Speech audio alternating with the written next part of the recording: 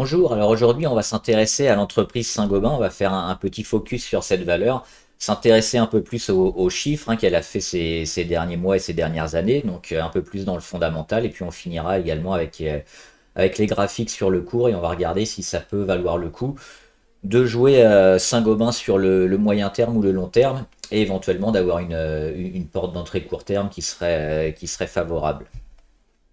Alors, comme d'habitude, je rappelle que les informations et analyses données sur cette chaîne sont données à être indicatives. Elles ne peuvent pas être considérées comme un conseil en investissement. L'investissement en bourse est risqué et vous êtes responsable de tous les investissements que vous faites. Alors déjà, Saint-Gobain, qu'est-ce que c'est? C'est une entreprise française de production, transformation et distribution de matériaux, alors notamment le verre, on les connaît, mais aussi le plastique et le PVC et d'autres matières. Donc, énormément de matières différentes pour Saint-Gobain qui fournit le secteur de la construction, de la rénovation et de l'industrie. Donc évidemment, dans le bâtiment, on a besoin d'entreprises comme Saint-Gobain. C'est l'héritière notamment de la manufacture royale des glaces. Ça a été créé en 1665 par Colbert. Et elle a continué sous différents noms. Mais c'est l'héritière de cette entreprise-là, donc créée en 1665, ça paraît incroyable, mais c'est le cas. Et elle tire son nom aussi, Saint-Gobain, de la ville de Saint-Gobain dans l'Aisne, c'est-à-dire qu'elle a déménagé quelques années après, toujours au XVIIe siècle. Elle s'est installée à Saint-Gobain et elle a pris le nom de la ville où elle était installée. Alors maintenant, Saint-Gobain en chiffres. Elle rentre au CAC 40 le 31 décembre 87. Le 31 décembre 87, c'est la création du CAC 40. Avant, on avait d'autres indices, notamment pour mesurer les performances des valeurs françaises. Mais le CAC 40 qu'on connaît aujourd'hui, il a été créé à cette époque-là. Et donc, elle fait partie des historiques, des valeurs historiques qui sont rentrées dès le début et qui sont encore près de 40 ans après. Sa capitalisation, c'est environ 33 milliards d'euros. Et il y a environ 506 millions de titres en circulation. C'est pas monstrueux par rapport à ce que nous donne le CAC, parce que sa pondération, c'est uniquement 1,36% environ. Je dis environ parce qu'évidemment, ça change tous les jours selon les variations des uns et des autres. C'est quand même la 22e pondération du CAC, donc elle est en milieu de peloton avec une pondération quand même assez limitée, loin derrière les 15% de LVMH qui est véritablement un très gros sur le CAC. Saint-Gobain dans le monde, enfin, on a des sites de production sur tout le globe, on le verra après sur certains graphes notamment, c'est une des forces de l'entreprise. Alors on va regarder un peu les chiffres sur Saint-Gobain et notamment, comme d'habitude, le chiffre d'affaires et le résultat net. Le chiffre d'affaires, c'est l'argent qu'elle arrive à gagner et le résultat net, c'est ce qui reste un petit peu quand on a payé tout ce qu'on devait payer. Donc si elle arrive à dégager le bénéfice. Alors pour l'année 2019, on est à 42 milliards. Ensuite, on a le Covid, forcément, 38 milliards, ça baisse un peu. Elle se reprend avec 44 milliards, donc plus que l'avant Covid. Et l'année dernière, 51 milliards. Donc on a quand même eu une petite augmentation avec un creux dû au Covid. Donc ça, c'est plutôt favorable. On va s'intéresser maintenant au résultat net, donc le bénéfice, 1,41 en 2019. Après le creux Covid, 0,46. Ça a quand même fait pas mal de mal. 2,52, elle repart assez fort. Et 3, c'est des milliards. Je ne sais pas si j'ai précisé, c'est des milliards d'euros. 3 milliards d'euros de résultats nets l'année dernière, donc en 2022. Alors ce qu'on peut voir déjà sur ce graphique, ce qui est marquant par rapport à certaines autres valeurs, c'est la faible proportion du résultat net par rapport au chiffre d'affaires. C'est-à-dire qu'il faut dégager un chiffre d'affaires assez monstrueux pour finalement dégager qu'une toute petite partie, parce que là c'est à l'échelle et on voit que finalement c'est assez faible par rapport à d'autres entreprises qui arrivent quand même à avoir des pourcentages beaucoup plus élevés que ça. Ça, c'est une première donnée, donc plutôt un petit point négatif. Le deuxième, c'est le creux Covid. Alors, ça a fait beaucoup de mal à tout le monde, mais on voit que ça a énormément impacté Saint-Gobain l'année 2020 avec un résultat net de 0,46 milliards, donc même pas un milliard de résultat net pour un bénéfice, pour un chiffre d'affaires pardon, de plus de 38 milliards qui était en baisse. Ça montre quand même qu'elle est qu'elle est sujette à la force économique, à la demande, hein, et puis aux sites de production. Donc dans une économie qui va être plutôt florissante, ce sera intéressant pour Saint-Gobain. Par contre, quand il y a un certain ralentissement, on voit quand même que Saint-Gobain a quand même pas mal de mal. Sur ce graphique, qu'est-ce qu'on voit? En jaune, c'est les actifs, donc ce que la société possède. Et en rouge, c'est le passif, donc les dettes de la société en 2019, en 2020, 2021 et 2022. Donc les actifs 2019, on est 49,98, donc quasiment 50 milliards. On baisse un tout petit peu en 2020, hein, 48, 51 en 2021 et 55 en 2022. Donc on a quand même une petite augmentation ces dernières années, c'est positif, c'est le but, hein, d'avoir quand même cette progression, cette croissance sur les grosses valeurs. Elles doivent être capables de dégager à la fois une augmentation du chiffre d'affaires et de leurs actifs notamment. La dette, comment elle est gérée la dette? On le voit ici, 30 milliards de dettes en 2019. Le point positif, c'est que le Covid a pas impacté trop fortement Saint-Gobain sur la dette. Parce qu'on a une dette qui se maintient autour des 30, hein, 30,73 en 2020, 30,8 en 2021 et 32 en 2022. Et c'est une dette, on le voit, qui est un peu plus que 50%, notamment cette dernière année. C'est plutôt bien géré, parce qu'on a souvent des dettes, hein, qui sont très importantes, qui peuvent arriver sur les 75 ou 80% des actifs. Il y en a aussi qui arrivent évidemment à avoir une dette beaucoup moins importante, mais on est quand même dans la moyenne. Et une dette assez bien gérée par l'entreprise, hein, qui a quand même plusieurs siècles d'existence. La troisième chose, c'est quoi? C'est, on en parlait au début, des sites de production partout dans le monde. Ça, c'est intéressant. Donc, en vert, on a les pays où sont implantés les sites de production de Saint-Gobain. C'est-à-dire elle va avoir besoin de matières premières, donc elle va extraire certains matériaux, certains minéraux, avant de les transformer et de les conditionner, puis de les vendre un peu partout. Donc là, c'est ce qu'on a en vert, hein, de la couleur de l'avion. C'est tous les pays qui accueillent les sites de production de Saint-Gobain. Donc on voit qu'à part l'Afrique et un peu du Moyen-Orient, elle est quand même implantée partout. On a même des sites de production, on le voit ici en Indonésie, en Australie, elle est présente évidemment en Inde, en Chine et en Russie, tout en Amérique également. Donc ça, c'est un gros point fort quand même, surtout avec on sait les problèmes éventuellement géopolitiques qu'on peut avoir aujourd'hui. Elle peut se retourner, elle peut avoir différents sites de production pour ne pas être pris en otage un peu sur certains secteurs géographiques quand ça va aller moins bien. Donc ça, c'est quand même un gros plus pour Saint-Gobain, c'est sa capacité à être un peu présente partout dans le monde. En jaune, qu'est-ce qu'on a? C'est les chiffres d'affaires de Saint-Gobain. Donc, une fois qu'elle a produit, où est-ce qu'elle vend et quel est le pourcentage un peu de son chiffre d'affaires. Donc, évidemment, l'Europe du Nord, c'est le principal client, hein, de Saint-Gobain, mais on voit quand même que l'Afrique et le Moyen-Orient et un peu l'Europe du Sud aussi, c'est quasiment au même niveau, donc 30% aussi. Donc plutôt pas forcément dépendant d'un seul secteur géographique aussi. C'est ça la force de Saint-Gobain. Donc là aussi c'est intéressant.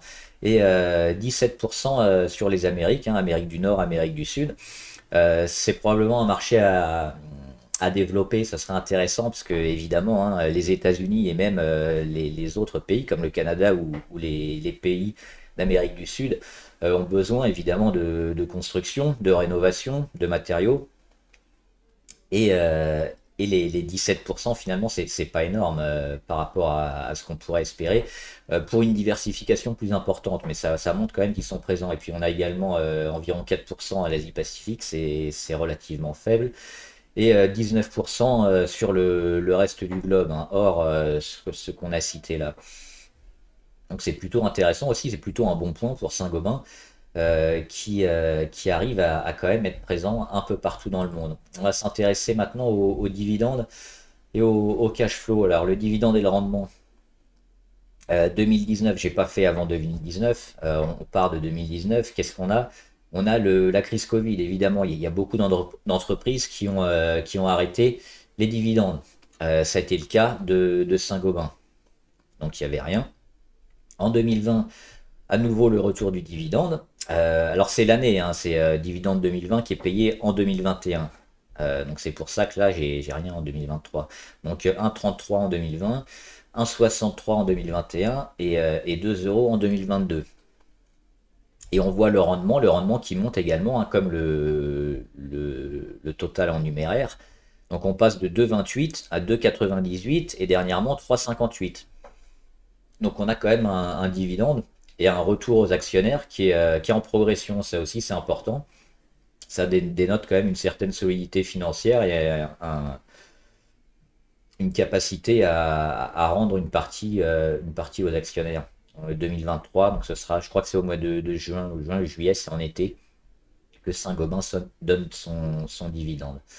Donc point positif également. Maintenant, le petit cochon, qu'est-ce que c'est? C'est la trésorerie, le cash flow.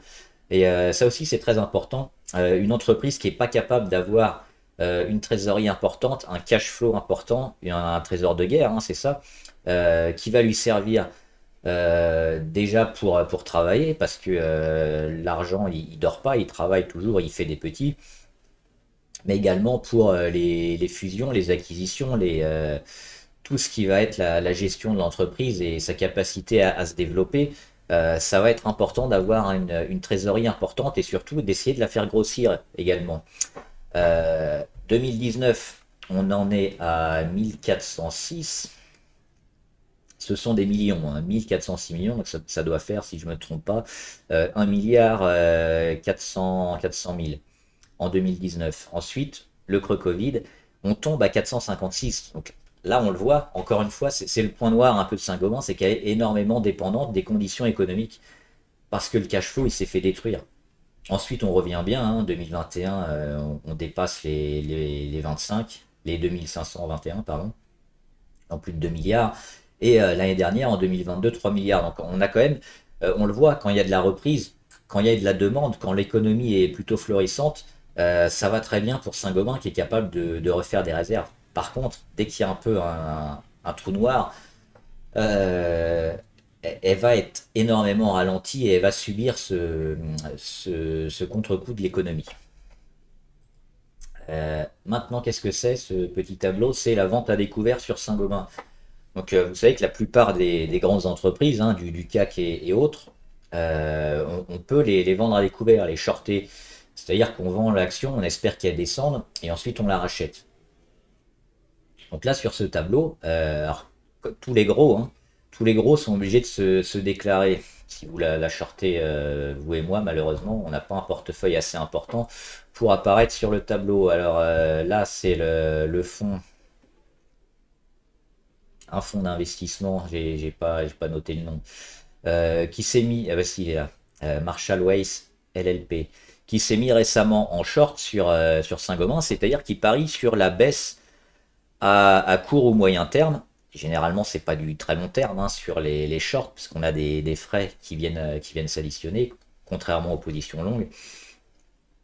Donc il y a ce fonds-là qui s'est mis depuis ce mois-ci en short, c'est-à-dire qu'il va parier contre Saint-Gobain parce qu'il pense que ça va descendre assez prochainement.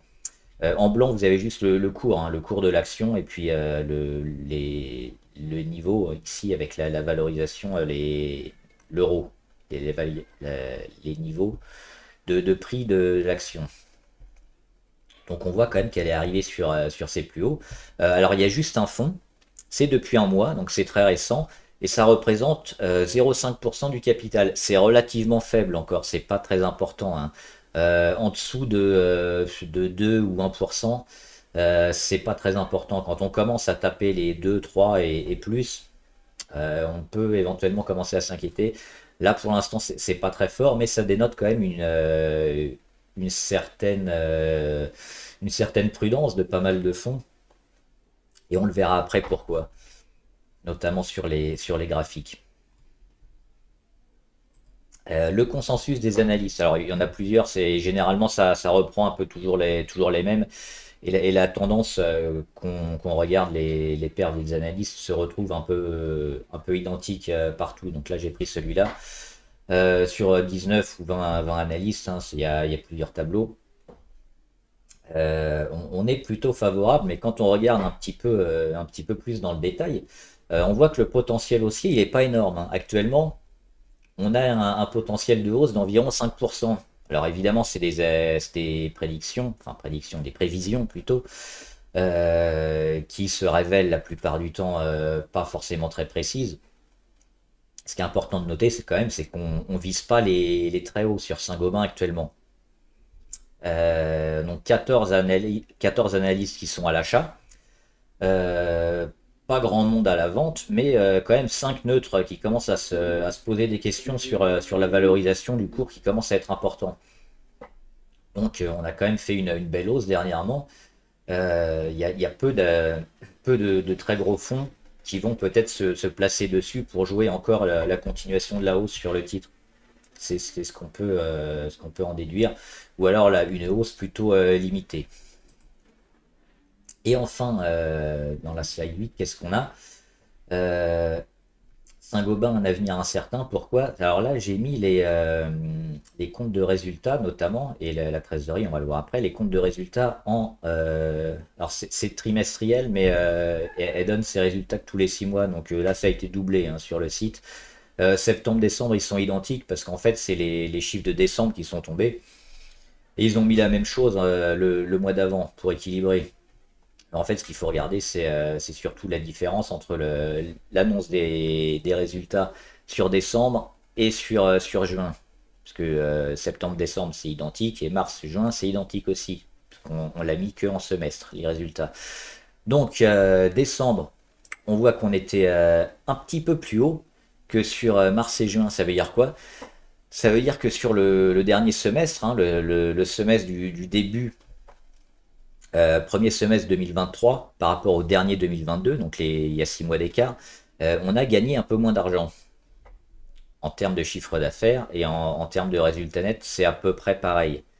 Ça met quand même un stop à la croissance qui doit toujours être un peu le but des entreprises, c'est-à-dire faire toujours mieux, toujours plus de croissance, toujours plus de chiffre d'affaires, toujours plus de résultats nets et puis donner toujours plus de dividendes. C'est un peu le but, grossir, grossir, grossir sous peine de diminuer. Le flux de trésorerie maintenant, qu'est-ce que c'est? C'est le cash flow, c'est le trésor de guerre dont on parlait tout à l'heure. Et bah là aussi, c'est plutôt moyen. Pourquoi? Parce que sur le dernier semestre 2022, on voit ici, la trésorerie, elle est en bleu. Et en gris, qu'est-ce qu'on a? On a les variations. C'est-à-dire que là, on est en territoire négatif, c'est-à-dire qu'on a pioché dans la trésorerie. Donc au dernier semestre, on a un peu entamé la trésorerie. Ce qui est jamais bon signe. Alors évidemment, c'est fait pour quand même. On doit être capable de l'utiliser. Mais ça peut être considéré comme un avertissement. 6 mois après, qu'est-ce qui se passe? Du 1er janvier au 30 juin à peu près, hein, c'est pas au jour près. Et sur les 6 premiers mois de l'année 2023, qu'est-ce qui se passe?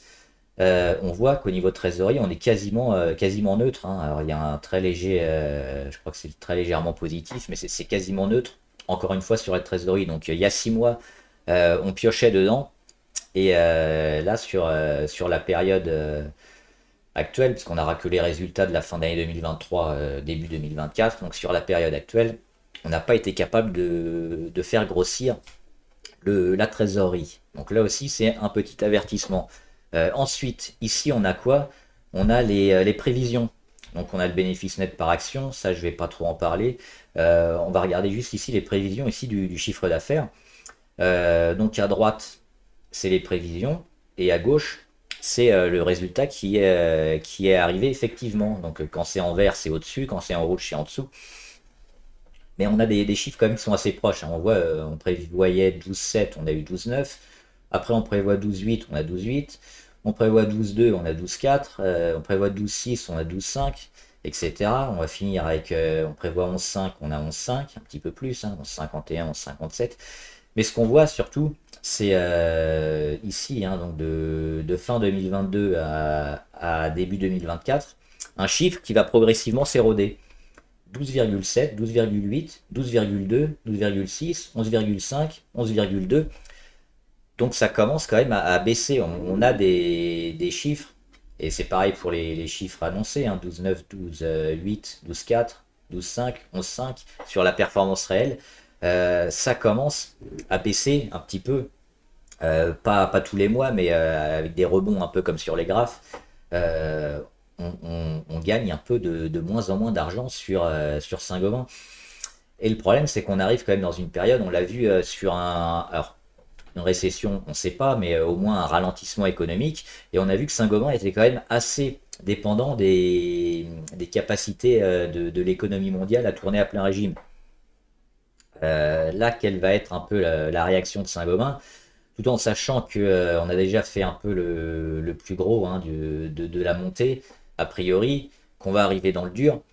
Est-ce que les États, les particuliers aussi, mais les entreprises surtout, vont avoir encore une capacité d'investissement pour la construction, la rénovation, etc. C'est un peu la question. Et on a quand même un début de réponse, ce sera certainement un peu moins. Donc pour Saint-Gobain, à court terme, on pencherait plutôt vers une petite baisse du chiffre d'affaires. Et enfin, on finit avec les graphiques. Alors ici, c'est le graphe de Saint-Gobain. On va juste le regarder avant. Parce que là, on voit qu'on est sur les 66. On va regarder en changeant l'unité de temps pour voir qu'ici, on était en 2007. C'est le plus haut historique sur Saint-Gobain. 77,99. Donc les 78, c'est l'oblique rouge ici. C'est son plus haut historique. Là, on n'y est pas encore. On va revenir ici en 1000 unités pour voir qu'elle a fait son plus haut de 2022 à 67. Donc on ne voit même pas l'oblique rouge en haut. On n'est pas encore au plus haut historique, mais on est sur les mêmes niveaux que le plus haut de 2022. Donc quasiment 2 ans après, parce qu'on arrive bientôt en 2024. C'est probablement une zone de résistance qui va être compliquée à passer.